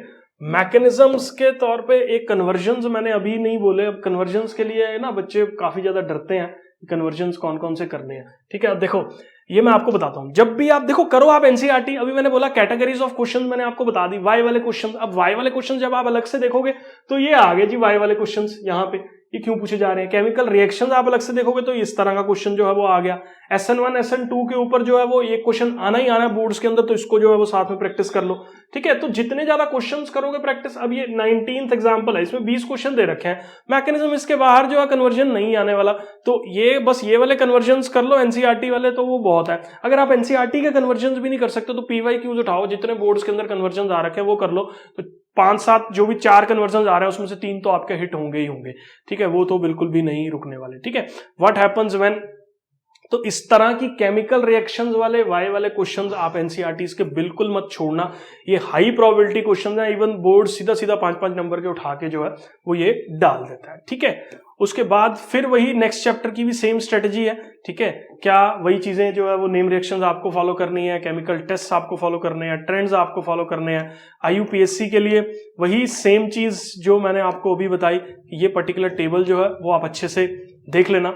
और इसके बाद जो चीज रहती है, हाँ, एनसीईआरटी के इंटेक्स्ट और एग्जाम्पल्स आपको सारे करने हैं। मैकेनिज्म में ना जैसे ये हो गया मैकेनिज्म, ठीक है, ये 3 नंबर के अंदर जो है वो पूछा जा रहा है। तो इस तरह के जितने भी मैकेनिज्म की अल्कोहल्स जो है वो हमने बनाना है, एल्कीन से तो कैसे बनाना है, एक पीछे जो है वो दे रखा था पिछले चैप्टर के अंदर डिहाइड्रेशन का, ठीक है, तो वो कैसे हमने करनी है ये सारा आपको जो है वो पता होना चाहिए। नेम रिएक्शंस के तौर पे जैसे हाइड्रोबोरेशन ऑक्सीडेशन रिएक्शन जो है वो हम लोगों के पास होगी, ठीक है। और ये केमिकल रिएक्शंस तो देखोगे ही, बट ऑब्वियसली आप सारी की सारी फोकस के तौर पे अगर केमिकल रिएक्शंस, ये IUPAC कन्वेंशन वाले ये वाला क्वेश्चन जो है एनसीईआरटी का इंटेक्स्ट ये कर लेना। और नेम रिएक्शन ये क्यूमीन से कैसे, ये मैं आपको बता देता हूँ, एक बार इस पे फोकस कर लेता हूँ। क्यूमीन से कैसे जो है वो आप प्रिपेयर कर सकते हैं, इसका फायदा क्या रहता है, इसके अंदर एक बाई प्रोडक्ट जो है वो हमारे पास फॉर्म हो रहा है एसीटोन, ठीक है। तो सोने पे सुहा गया, फिनोल भी मिल रहा है, एसीटोन भी साथ में जो है वो मिल रहा है। तो इस तरह के क्वेश्चन भी जो है वो पूछे जाते हैं, ये आपको सारे ही करने हैं, ठीक है, एनसीईआरटी के इन टेक्स्ट वाले जो है। उसके बाद ये ट्रेंड्स के तौर पे बॉइलिंग पॉइंट्स जो है वो कैसे वेरी कर रहे हैं, मेल्टिंग पॉइंट्स जो है वो कैसे वेरी कर रहे हैं, ब्रांचिंग के साथ जो है वो चीजें कैसे वेरी कर रही हैं, तो ये आपको जो है वो सारा पता होना चाहिए, ठीक है। अब उसके बाद अगर हम लोग फोकस में लेके चलें चीजों को, तो ये एसिडिटीज ऑफ द फिनोल के ऊपर जो है ये कैसे हो रहा है और ये कैसे जो है वो वेरी कर रही है, मतलब कौन सा ग्रुप लगाने पे एसिडिटी बढ़ रही है, कौन सा ग्रुप लगाने पे एसिडिटी कम हो रही है, वही ट्रेंड्स वाला कॉन्सेप्ट हो गया। देखो ट्रेंड्स के ऊपर एसिडिटी, बेसिसिटी, चाहे वो अमीन्स की हो चाहे वो फिनोल्स की हो, चाहे वो इवन कार्बोक्सिलिक्स की हो, ठीक है। बॉइलिंग पॉइंट्स के ट्रेंड्स जो है, ये ट्रेंड्स अलग से जो है वो आप कैप्चर कर लोगे तो इजी हो जाएंगी चीजें। जैसे जो भी क्वेश्चंस एनसीईआरटीज के हैं, अब ये कई बार डायरेक्ट क्वेश्चन आ जाता है कि एस्पिरिन का फॉर्मेशन जो है वो आप यहाँ पे हम लोगों को बताओ। तो फॉर्मेशन ऑफ एस्पिरिन्स के अंदर जो है वो आप इसको डायरेक्ट जो है वो कर सकते हो, ठीक है। उसके बाद ये एक और मैकेनिज्म आ गया हम लोगों के पास, डिहाइड्रेशन ऑफ इथेनॉल का। 3 नंबर के अंदर ये काफी इंपॉर्टेंट मैकेनिज्म के तौर पे जो है वो हम लोगों के पास होता है। ये केमिकल रिएक्शंस के अंदर आ जाएगा, कौन से कौन सा प्रोडक्ट जो है वो हम लोगों के पास फॉर्म हो रहा है, ठीक है। अब यहां पे एक कॉन्सेप्चुअल क्वेश्चन आ रहा है कि ओ नाइट्रोफिनोल और पी नाइट्रोफिनोल के बॉइलिंग पॉइंट्स जो है वो क्यों वेरी कर रहे हैं। काफी ज्यादा इंपॉर्टेंट क्वेश्चन है कि एक में इंट्रामोलिकुलर हाइड्रोजन बॉन्डिंग है, एक के अंदर जो है वो इंटरमोलिकुलर हाइड्रोजन बॉन्डिंग जो है वो हम लोगों के पास एग्जिस्ट कर रही है। काफी इंपॉर्टेंट है ये वाला क्वेश्चन भी, ठीक है। और ये केमिकल टेस्ट के तौर पे जो है वो इस्तेमाल हो रहा है। देखो यहाँ पे व्हाइट प्रेसिपिटेट जो है वो लिखा हुआ है कि व्हाइट प्रेसिपिटेट जो है वो इसका बन रहा है, तो ये आप इस्तेमाल जो है वो कर सकते हो। एनसीईआरटी के इंटेक्स्ट करना ही है। ये कॉल्बे नेम रिएक्शन है, रिमर-टिमर नेम रिएक्शन काफी ज्यादा इंपॉर्टेंट है, कैनी-ज़ेरो काफी इंपॉर्टेंट है, ठीक है। तो ये जितनी भी नेम रिएक्शन है ये आपको सारी ही देखनी है। कमर्शियल यूजेस अभी के लिए छोड़ सकते हो, मुझे लगता है बोर्ड्स में जो है ये कट है। इथर्स का जो है वो प्रेपरेशन का मैकेनिज्म, ये देखो यूजुअली मैकेनिज्म का क्वेश्चन 3 नंबर का आएगा, सीधा पूछ लेंगे यार इथर बनाओ, इसका मैकेनिज्म बताओ, ये जो है वो केमिकल रिएक्शन हो रही है इसका मैकेनिज्म बताओ, ठीक है। तो ये विलियमसन सिंथेसिस का भी एक मैकेनिज्म है इसकी केमिकल रिएक्शंस की। ये वाले क्वेश्चंस काफी ज्यादा इंपॉर्टेंट है, ठीक है। और एक और ये मैकेनिज्म जो है वो हम लोगों के पास आ गया, ये भी जो है वो आपको नहीं छोड़ना बिल्कुल भी। ये क्वेश्चन बड़ा इंपॉर्टेंट है, ठीक है, ठीक है। यहाँ पे HI डालेंगे हम लोग, HI डाल के जो है वो कौन कौन से प्रोडक्ट्स जो है वो फॉर्म हो रहे हैं, ये काफी इंपॉर्टेंट क्वेश्चन है पेपर पॉइंट ऑफ व्यू से, ठीक है। बाकी तो यार ये तो एक बार आप रिवाइज करोगे, फ्रीडल क्राफ्ट भी नेम रिएक्शन एंड नाइट्रेशंस भी कर लेना, ठीक है। ये क्वेश्चन काफी इंपॉर्टेंट है। हाँ, इसकी बैक एक्सरसाइज में आपको IUPAC कन्वेंशंस तो करनी ही करनी है, ठीक है। अब ये जैसे एक्सप्लेन वाई वाले क्वेश्चंस जो है वो हो गए, ठीक है। उसके बाद वाई वाले क्वेश्चंस हो गए, मैकेनिज्म्स जो है वो आपको फोकस कर लेने हैं। ये क्वेश्चन देख लेना, ये एक्सप्लेन वाई ऑर्थो नाइट्रोफिनोल, ये एक्सप्लेन वाई जहां पे भी आ गया वो देख लेना। ये नेम रिएक्शंस आ गई यहाँ पे, ठीक है। ये रिएजेंट्स कौन से कर रहे हैं, ये यहाँ पे रीजनिंग बेस्ड क्वेश्चन आ गए, रीजनिंग बेस्ड आपको अलग से देखने हैं सारे, ठीक है। तो इस तरीके से नेम रिएक्शन वगैरह आ गई यहाँ पे, ये देख लेना एक बार इनको, ठीक है। तो ये सिंपल ही है। उसके बाद अगर हम लोग बात करें तो कुछ ऐसा नहीं रहता है। देखो ये ऑर्गेनिक के अंदर ना बस एक साइंटिफिक अप्रोच अगर आप लेके चलो ना तो पेपर आराम से जो है वो निकलता है। बाकी मैं एक बार पेज परत के आपको सारा बता देता हूँ। देखो मैं बार बार इसको नहीं बोल रहा, ये IUPAC है, ये आपको करनी ही है, ठीक है। IUPAC जितने भी आपको दिख रहे हैं ना एनसीईआरटीज में, वो आपको सारे ही जो है वो फोकस करके चलने हैं, जो भी यहाँ पे नेमिंग वगैरह के तौर पे जो है वो दे रखे हैं, ठीक है। ये टेबल काफी इंपॉर्टेंट है, ये भी जो है वो इसको कर लेना। स्ट्रक्चर ऑफ कार्बोनिल तो ज्यादातर कहीं ज्यादा आता नहीं है। हाँ, ये आ गई यहाँ पे रोजनमंड नेम रिएक्शन आ गई, स्टीपन जो है वो नेम रिएक्शन के तौर पे जो है वो हम लोगों के पास यहाँ पे आ गई, ठीक है। क्रोमाइल क्लोराइड इटार्ड्स रिएक्शन जो है ये काफी इंपॉर्टेंट है। गटरमैन कॉश होगी, एसाइल क्लोराइड, ये di cadmium, dialkyl cadmium जो है वो यहाँ पे फॉर्म हो रहे हैं, ठीक है। तो ये मैकेनिज्म्स के अंदर काफी ज्यादा इस्तेमाल होने वाली रिएक्शन है। फ्रीडल क्राफ्ट एसाइलेशन ये करनी पड़ेगी क्योंकि सारी नेम रिएक्शन है, ये तो आप करोगे ही, ठीक है। उसके बाद फिजिकल प्रॉपर्टीज में इसके अंदर ये लग गया, इंक्रीजिंग ऑर्डर का ट्रेंड आ गया हमारे पास, ठीक है। ट्रेंड के बाद ये क्वेश्चन देख लेना, इंटेक्स तो करना ही है आपको। हाँ, यहाँ पे थोड़ा सा आपको बताना पड़ेगा, इसके अंदर क्वेश्चंस काफी ज्यादा आ जाते हैं कई बार। ये साइनोहाइड्रिन हम लोगों के पास जो है वो क्या रहता है, उसके बाद एसिटल्स क्या होते हैं, कीटल्स क्या होते हैं, ठीक है। हेमी एसिटल्स जो है वो क्या होते हैं, इनके क्या फायदे हैं, ठीक है। तो ये सारा जो है वो आप देख लेना। इसका फायदा मैं आपको एक बार थोड़ा सा बता देता हूँ। मान लो आप कहीं पे चाहते हो कि यार ये हमारा जो एल्डिहाइड वाला ग्रुप है ये रिएक्ट ना करे, तो हम लोग वहां पे इथाइलिन ग्लाइकोल जो है वो इस्तेमाल करते हैं, जिससे ये बांध देता है ग्रुप को इस तरह से। तो अब ये वाला पॉइंट जो है वो रिएक्ट नहीं करता, ठीक है। तो हमारा जो मतलब पर्पस है वो पूरा हो जाता है, ठीक है। तो इस तरह से हेमी एसिटल्स कीटल्स का मैंने अलग से आपको जो है वो यहाँ पे हाईलाइट कर दिया। और इसके बाद ये वुल्फ किश्नर आ गई, यहाँ पे रिएक्शन क्लेमेंसन आ गई, ये काफी इंपॉर्टेंट रिएक्शंस के तौर पे हैं। हाँ, इसमें से क्वेश्चन आना ही आना है। टोलन टेस्ट, फेलिंग टेस्ट क्या होते हैं, इनके क्या क्या रिएक्शंस है। अब स्वेलिंग सॉल्यूशन ए क्या होता है, फेलिंग सॉल्यूशन बी क्या होता है, रोशेल सॉल्ट जो है वो 1 नंबर में पूछा जा सकता है, क्या रहता है, ठीक है। तो ये सारा जो है वो आपको पता होना चाहिए, ठीक है। ये आयोडोफॉर्म टेस्ट है हम लोगों के पास। अब ये कौन से ग्रुप के लिए इस्तेमाल कर रहे हैं, मिथाइल और ये CO ग्रुप एक साथ जो है वो जुड़ा होना चाहिए, तो इसके लिए हम लोग जो है वो इस्तेमाल करते हैं। क्वेश्चन काफी इंपॉर्टेंट है ये वाला। उसके बाद बेटा जी ये एल्डोल कंडेंसेशन, ये नेम रिएक्शन है, ये आप करोगे ही करोगे। क्रॉस एल्डोल कंडेंसेशन भी करोगे। ये रिएक्शन ऐसी रिएक्शन है जो बहुत ढीठ रिएक्शन के तौर पे जो है वो बोर्ड्स में रही है। कैनिजेरो काफी ज्यादा इंपॉर्टेंट रिएक्शन है, इसको अच्छे से जो है वो आप देख लेना, ठीक है। ये क्वेश्चंस देख लेना, यूजेस वगैरह तो आप नजर मारोगे ही। और इसके बाद हम लोगों के पास यहाँ पे ये आ जाते हैं, बहुत इंपॉर्टेंट चीज आएगी तो मैं आपको साथ ही बता दूंगा। हाँ, ये जो कन्वर्जन है ना बेटा, ये क्वेश्चन नंबर एग्जांपल नंबर 12.5, इसके अंदर ये वाली जो क्वेश्चन है ना, ये काफी ज्यादा इंपॉर्टेंट रहते हैं हमेशा बोर्ड्स के अंदर। इसमें से एक आध क्वेश्चन जो है वो पूछा जा रहा है और काफी बार आ रहा है, तो ये क्वेश्चन को बिल्कुल भी स्किप मत करना कन्वर्जन्स के लिए, ठीक है। इसमें से एक आध क्वेश्चन आपको इस बार भी जो है वो उसके पूरे चांसेस हैं एग्जाम्पल नंबर 12.5 के आने के, ठीक है। उसके बाद अगर मैं बात करूं बेटा जी, तो एसिडिटीज होगी, इनके ट्रेंड्स जो हैं वो कैसे वेरी कर रहे हैं, ये ट्रेंड्स के अंदर आपको करना ही है। ये वाला जो कॉन्सेप्ट है हम लोगों के पास, स्टेरिफिकेशन का मैकेनिज्म जो है वो आपको देखना है। उसके बाद तो ये रिएक्शंस है, थैलामाइड जो है वो कैसे हम लोगों के पास बन रहा है, ये भी देखना है आपको। ये नेम रिएक्शंस होगी, हेल्वोल हार्ड-ज़िलिंस्की नेम रिएक्शन होगी, ठीक है। तो ये फ्रीडल क्राफ्ट होगी हमारे पास। उसके बाद इसकी बैक एक्सरसाइज के अंदर IUPAC अलग से देख लेना, वही वाई वाले क्वेश्चन अलग से एक बार फोकस करके देख लेना, कन्वर्जन्स देख लेना एक बार, ये 2 स्टेप कन्वर्जन। यूजुअली ना बोर्ड्स के अंदर 2 स्टेप कन्वर्जन ही जो है वो पूछा जा रहा है ज्यादातर, जो है ये क्वेश्चन काफी इंपॉर्टेंट है। ये वाला डायरेक्ट जो है ना वो इसमें से क्वेश्चन जो है वो पूछ लेंगे कि यार इसको कंप्लीट करो, क्योंकि केमिकल रिएक्शन आपको डायरेक्ट आनी ही आनी है, ठीक है। अब ये केमिकल रिएक्शन ये एस्टर को कर रहा है या एल्डिहाइड को कर रहा है, नहीं कर रहा, ये पीछे एग्जांपल में भी जो है वो आ रखा है। वाई वाले क्वेश्चंस देख लेना अलग से और उन पे फोकस जो है वो कर लेना, ठीक है।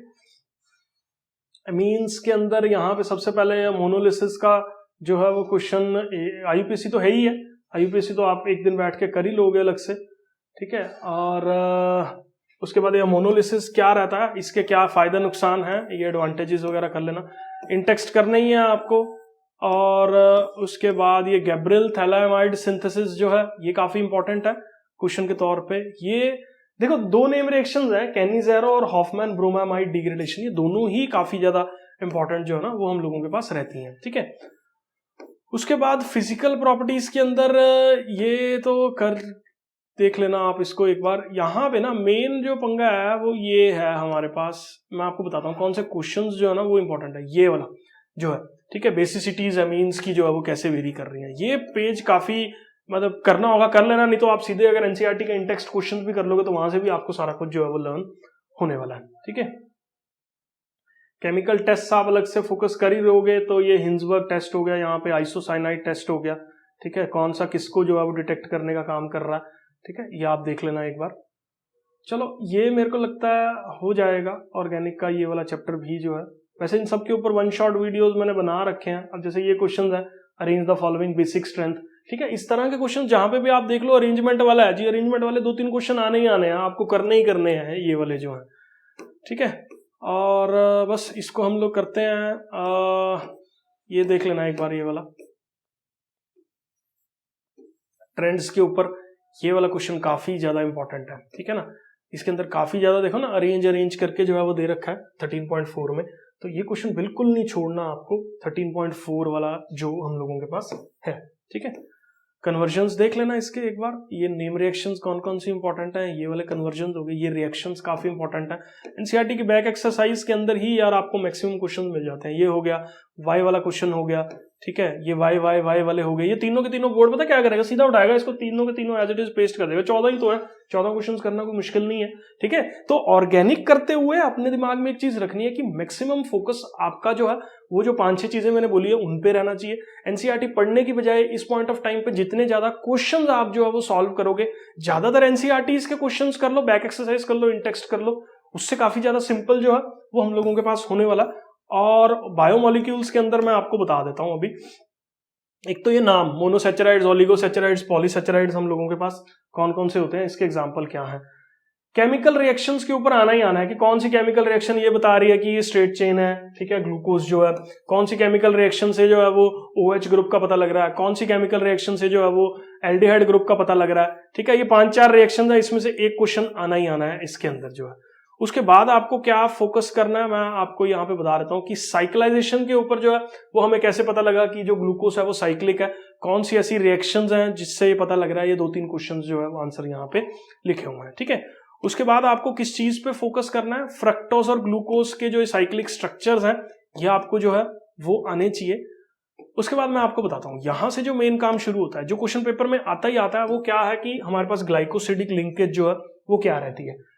सुक्रोज को जब हम लोग हाइड्रोलिसिस करते हैं यहाँ पे तो क्या क्या हमारे पास फॉर्म होता है, what are the products of hydrolysis of sucrose, ठीक है। ग्लाइकोसिडिक लिंकेज क्या है और इसके प्रोडक्ट ऑफ हाइड्रोलिसिस जो है वो हम लोगों के पास क्या है। माल्टोज के प्रोडक्ट ऑफ हाइड्रोलिसिस जो है वो ज्यादातर इसी पे क्वेश्चन जो है वो पूछ लेता है। लैक्टोज के क्या है, इसके एमाइलोज के क्या है, ठीक है। तो इस तरह से ये जो स्ट्रक्चर बनाने नहीं आते लेकिन प्रोडक्ट ऑफ हाइड्रोलिसिस जरूर जो है वो पूछ लेते हैं हमारे पास। उसके बाद ये प्रोटीन्स अमीनो एसिड्स के अंदर essential non essential amino acids और उसके एग्जांपल्स जो है वो हमारे पास क्या है। इसके ऊपर एक पेप्टाइड लिंकेज के ऊपर जो है वो इसका कॉन्सेप्ट, ये तो एसेंशियल नॉन एसेंशियल आ गया ना अमीनो एसिड्स का। उसके बाद ये ज्यूटराइन जो है वो हम लोगों के पास क्या रहता है स्ट्रक्चर के अंदर, वहां पे ग्लाइकोसिडिक लिंकेज था, यहाँ पे पेप्टाइड लिंकेज जो है वो हम लोगों के पास क्या होता है। ये काफी इंपॉर्टेंट क्वेश्चन है, पॉलीपेप्टाइड्स और डाइपेप्टाइड्स क्या होता है। फाइब्रस और ग्लोबुलर प्रोटीन्स के अंदर जो है वो हम लोगों के पास क्या डिफरेंस है। ग्लोबुलर प्रोटीन का जो ये स्ट्रक्चर है हेलिकल स्ट्रक्चर और ये बीटा प्लेटेड शीट्स वाला स्ट्रक्चर, ये क्या है, ये मतलब इसके स्ट्रक्चर्स जो है प्रोटीन्स के। एक क्वेश्चन पेपर में आएगा ही आएगा, लिखवा लो कि डीनेचुरेशन ऑफ प्रोटीन जो है वो क्या होती है, कि जब भी हम लोग जो है वो हीट करते हैं तो प्रोटीन अनकॉयल हो जाता है जिससे उसकी कैरेक्टरिस्टिक्स जो है वो खत्म हो जाती हैं। तो ये काफी इंपॉर्टेंट हम लोगों के पास होगा। उसके बाद एंजाइम्स, उसके बाद विटामिन के अंदर ना एक विटामिन सी वाला क्वेश्चन काफी इंपॉर्टेंट है। एक फैट सॉल्युबल विटामिन रहते हैं, एक जो है वो हमारे पास वाटर सॉल्युबल विटामिन होते हैं। ये टेबल देख लेना यार, ये काफी इंपॉर्टेंट है। ये वाला जो टेबल है इसके अंदर कौन सा विटामिन क्या कर रहा है। और एक ना इसके अंदर है कि विटामिन सी जो है उसको बार बार इनटेक क्यों करना पड़ रहा है हमारे को जो है, ठीक है, क्योंकि ये जो विटामिन सी है ये वाटर सॉल्युबल रहता है तो हमारी बॉडी के साथ यूरिन से जो है वो बाहर हो जाता है, ठीक है। लेकिन इसमें भी एक एक्सेप्शन है B12 की। B12 जो है वो हम लोगों को कंज्यूम नहीं करना पड़ता एक्सटर्नली। अब ये ग्लूकोज के अंदर ये न्यूक्लिक एसिड्स के अंदर मैं आपको मेन चीजें बताता हूँ। ये बेसिस जो है ना ये बड़े इंपॉर्टेंट है कि डीएनए के 4 बेसिस बताओ और हमारे पास आरएनए के 4 बेसिस बताओ। ये क्वेश्चन आता ही आता है, कौन सा ऐसा बेस है जो डीएनए में प्रेजेंट है आरएनए में नहीं है, कौन सा ऐसा जो आरएनए में प्रेजेंट है डीएनए में नहीं है। तो इस तरह से जो है वो अपने पास पूछे जाएंगे क्वेश्चंस। स्ट्रक्चर न्यूक्लिक एसिड्स का जो है वो इसके अंदर मेन स्ट्रक्चर के अंदर ना आपको ये डिफरेंस जो है वो आएगा न्यूक्लियोटाइड और न्यूक्लियोसाइड के अंदर जो है वो क्या डिफरेंस होता है। इस बार मैं प्रेडिक्ट कर रहा हूँ ये क्वेश्चन बोर्ड्स में रहेगा ही रहेगा, ठीक है, क्योंकि काफी ज्यादा इंपॉर्टेंट है न्यूक्लियोटाइड और न्यूक्लियोसाइड का जो डिफरेंस हम लोगों के पास होता है, ठीक है। उसके बाद बस ये देख लेना एक बार जो भी, जैसे विटामिन सी क्यों नहीं स्टोर करते, इस तरह के जो क्वेश्चन है एनसीईआरटी के, ठीक है, ये एक बार नजर मार लेना। इसकी बैक एक्सरसाइज में भी कुछ 20-25 क्वेश्चन है, एक बार देख लोगे तो बस ये काम हो जाएगा, ठीक है। तो ऑर्गेनिक केमिस्ट्री देखो, मे भी आपको लग रहा होगा यार पार्ट 2 में क्या सर ने ये भी करना है ये भी करना, तो आप एक चीज अपने दिमाग में बिठाओ यार, 7-8 चीजें जो ट्रेंड्स की होगी ये होगी, इसमें से कुछ भी पूछा जा सकता है, कॉन्सेप्चुअल क्वेश्चन है उसका कुछ हो नहीं सकता। लेकिन ये है कि आपको एक पाथ मिल गया कि हाँ मेरे को नेम रिएक्शन पहले अलग कर लेने, मेरे को टेस्ट अलग से कर लेना, मेरे को केमिकल मैकेनिज्म्स जो है वो अलग से कर लेने, रिएक्शंस अलग से देख लेनी है सारी, जो भी एनसीईआरटी के क्वेश्चन है, वाई वाले क्वेश्चन अलग से कर लेने हैं। तो इससे आपको एक स्ट्रक्चरल वे मिल गया प्रिपरेशन का। जैसे आपने वाई वाले क्वेश्चन कर लिए तो 3-4 क्वेश्चन आपके बोर्ड में हो गए, स्ट्रक्चर्स कर लिए, ट्रेंड्स कर लिए तो 3-4 नंबर आपके पक्के हो गए। तो इस तरह से नंबर पक्के, मतलब रेदर देन वो ये चैप्टर कर लिया नंबर पक्के हो गए वाली फिलॉसफी छोड़ के ये कॉन्सेप्ट पूरा कर लिया नंबर पक्के हो गए वाली फिलॉसफी अगर आप फॉलो करोगे तो काफी ज्यादा सिंपल और इजी हो जाएंगे आपके लिए चीजें करनी। तो स्ट्रेटजी को फॉलो करो, पूरे नंबर जो है वो आपके आएंगे, यही मैं जो है वो विश कर रहा हूं। होप आपको ये वीडियो अच्छा लगा तो एक बार शेयर जरूर कर दो ताकि मैक्सिमम बच्चों का जो है वो फायदा और ज्यादा से ज्यादा नंबर जो है वो बोर्ड्स में केमिस्ट्री के अंदर जो है वो स्कोर करें।